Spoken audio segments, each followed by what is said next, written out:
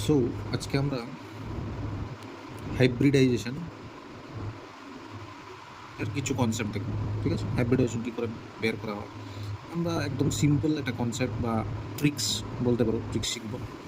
তো হাইব্রিডাইজেশন বের করতে গেলে ইনিশিয়ালি আমরা কী করতে হবে, তো আমরা তো জানি কার্বনের অ্যাটমিক নাম্বার হচ্ছে 6। তো আমরা এটাকে নর্মালি ইলেকট্রনিক কনফিগারেশন করতে পারি 2,4। দ্যাট ইজ কার্বনের লুইস ডট স্ট্রাকচার এরকম আসে, কার্বন 4টা বন্ড তৈরি করে আমরা জানি। ঠিক আছে, এবার কার্বন কার্বন অর্গানিক কেমিস্ট্রিতে যদি হাইব্রিডাইজেশন বের করতে হয় খুব ইজিলি আমরা বের করতে পারি। তো অর্গানিক কেমিস্ট্রিতে আমরা জানি যে কার্বন তো 4টার বেশি বন্ড করে না। তো কার্বনের মধ্যে সিঙ্গেল বন্ড থাকে, বা কার্বনের মধ্যে একদিকে ট্রিপল আর একদিকে সিঙ্গেল থাকতে পারে, একদিকে ডাবল আর একদিকে এরকমভাবে থাকতে পারে। ঠিক আছে, এরকম টাইপসের আমরা বন্ডিং দেখতে পারি কার্বনের কম্পাউন্ডসের মধ্যে। ঠিক আছে, এবার হচ্ছে এই টাইপের যে কম্পাউন্ডগুলি আমরা দেখতে পারি, এই কম্পাউন্ডগুলির মধ্যে হাইব্রিডাইজেশন আমরা কী করে বের করবো। খুব ইজি কনসেপ্টে, আমরা ডিপ কনসেপশনে যাচ্ছি না, জাস্ট একটা ট্রিক্সের মতো মনে রাখবো। তো এখানে আমার প্রথমে সিগমা বন্ড কাউন্ট করতে হবে। সিগমা বন্ড কাউন্ট করা আগের কোনো ভিডিওতে শিখিয়ে দেবো। তো সিগমা বন্ড কীভাবে কাউন্ট করা হয়, এখানে মাল্টিপল বন্ডের মধ্যে তোমরা জানো একটাই সিগমা হয়। তো এখানে একটা সিগমা, এখানেও একটা সিগমা, আর সিঙ্গেল তো অলওয়েজ সব সিগমা বন্ডই হয়, এটা জানা থাকা দরকার। আর মাল্টিপল বন্ডিংয়ের মধ্যে 2টা পাই হবে, এখানে 3টার মধ্যে এখানে একটা পাই একটা সিগমা হবে। ঠিক আছে, আর এটা তো সিগমা, এটা সিগমা, অ্যাজ ওয়েল এজ এটা সিগমা, এখানে এগুলো সিগমা। তো আমরা সিগমা বন্ড মোটামুটি বের করে দিলাম কোনগুলো সিগমা আছে। ঠিক আছে, এবার আমি যদি একটা সেট অফ অরবিটালস ভাবি, আমরা জানি যে এস অরবিটাল কয়টা হয়, মানে আমরা যখন ডায়াগ্রাম ড্র করি তখন এস অরবিটালের বাক্স আমরা ড্র করি একটাই। দ্যাট ইজ এস অরবিটাল একটাই হয়, 3টা পি অরবিটাল হয়, 5টা ডি অরবিটাল হয়, মানে ওরিয়েন্টেশনের দিক থেকে আমরা বলছি। তো আমি আগেই বলেছি, এত ডিপ কনসেপ্ট আমি যাচ্ছি না, জাস্ট ট্রিক্সের মতো বলছি, তাই এত ডেপথে ঢুকে আমি এক্সপ্লেনেশন দিচ্ছি না। তো এস একটা, 3টা পি আছে, 5টা ডি আছে, 7টা এফ আছে। ঠিক আছে, এগুলো হচ্ছে আমার সেট অফ অরবিটালস। তো আমার সিগমা বন্ড মনে করো এটার ক্ষেত্রে 4টা সিগমা বন্ড আছে। তো 4টা সিগমা বন্ডের জন্য আমার কী করতে হবে, 4টা সিগমা বন্ডের জন্য আমার হাইব্রিডাইজেশন কাউন্ট করতে হবে। তো আমার জানা থাকতে হবে যে number of sigma bond equal to number of hybridised orbitals, মানে যতগুলো নাম্বার অফ সিগমা বন্ড হবে ততগুলি অরবিটাল হাইব্রিডাইজেশনে পার্টিসিপেট করবে।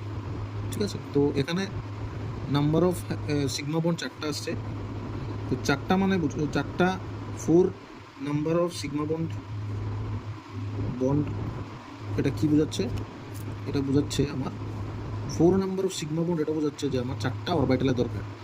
তো এখানে এস একটা আছে, পি আছে 3টা, ঠিক আছে, ডি আছে 5টা, এরকমভাবে। তো আমি সবগুলো ড্র করছি না, ড্র করা সম্ভব হবে না। তো আমরা একটা এস অরবিটাল নেব, আর 4টা তো দরকার, তো 4টার মধ্যে একটা এস অরবিটাল নেব, আর এই 3টা পি অরবিটাল নেব। 3টা পি অরবিটাল নেব, টোটাল অরবিটালের কাউন্ট 1 আর 3 কত আসছে, 4টা হয়ে গেল। তো 4টা অরবিটালের মিক্সচার বা হাইব্রিডাইজেশন যদি এখানে তৈরি হয় তাহলে 4টা সিগমা বন্ডের ফর্মেশন হবে। সো এখানে হাইব্রিডাইজেশনটা হয়ে যাবে 4টা sp3। তো sp3 কী করে লিখলাম, এই যে একটা এস নিলাম, একটা এস, আর এখানে পি 3টা এই পাওয়ারে চলে যাবে, নোটেশনটা এরকমভাবে দেওয়া হয়, তো পাওয়ারে চলে যাবে। তো হাইব্রিডাইজেশন চলে এলো, এটার জন্য sp3। এরকম যদি কম্পাউন্ড থাকে তাহলে কত হবে, আমরা তো দেখতেই পাচ্ছি এখানে সিগমা বন্ড 2টা। তো সিগমা বন্ড 2টা হলে আমরা কী করব, সিগমা বন্ড 2টা হলে আমরা এরকমভাবে করব, 2টা সিগমা বন্ডের জন্য 2টা অরবিটালের দরকার, তাহলে একটা এস আর একটা পি নিলেই আমার হয়ে যাবে। তাহলে এখানে আসবে sp1, that is we can write only sp। আর সিমিলারলি আমরা এখানটা এটার জন্য কীভাবে করব, এটার জন্য সিগমা বন্ড আছে, এখানে 3টা সিগমা বন্ড আছে। 3টা সিগমা বন্ডের জন্য কীভাবে করব, 3টা সিগমা বন্ডের জন্য একটা এস অরবিটাল নেব আর 2টা পি অরবিটাল নেব।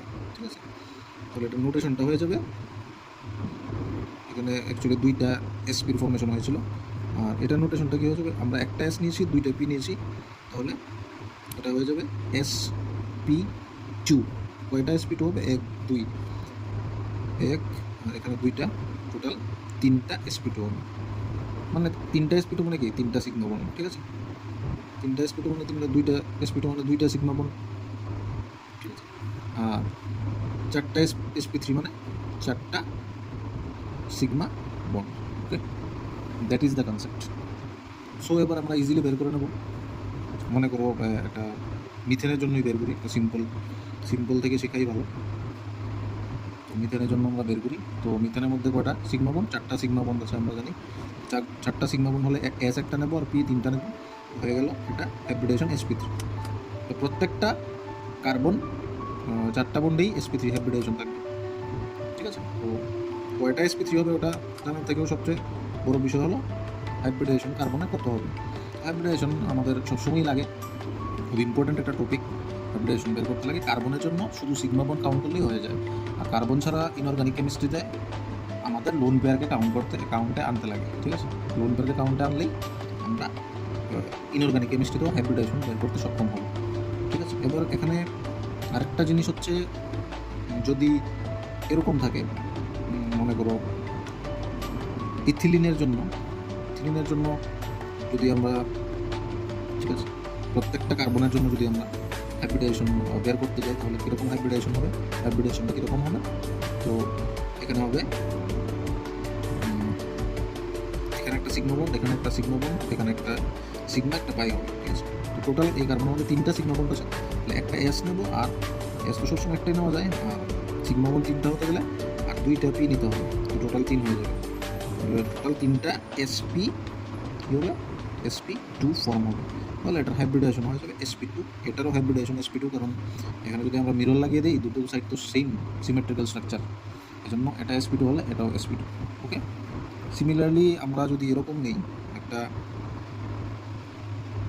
অ্যাসিটিলিনের জন্য আমরা করতে পারি, ঠিক আছে? অ্যাসিটিলিনের জন্য করলেও সেম হবে।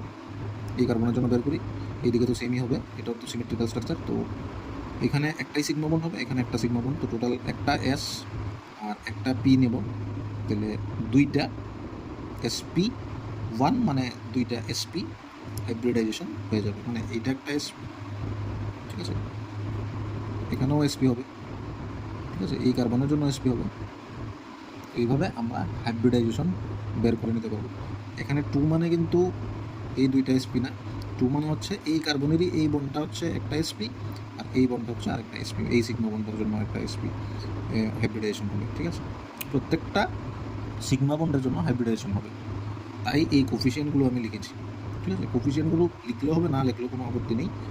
মেইন ভিডিওটার মধ্যে আমি এটাই বোঝাতে চেয়েছি, মেইন হাইব্রিডাইজেশন কী করে আমরা বের করতে পারি কার্বন কম্পাউন্ডসের ক্ষেত্রে। Thank you.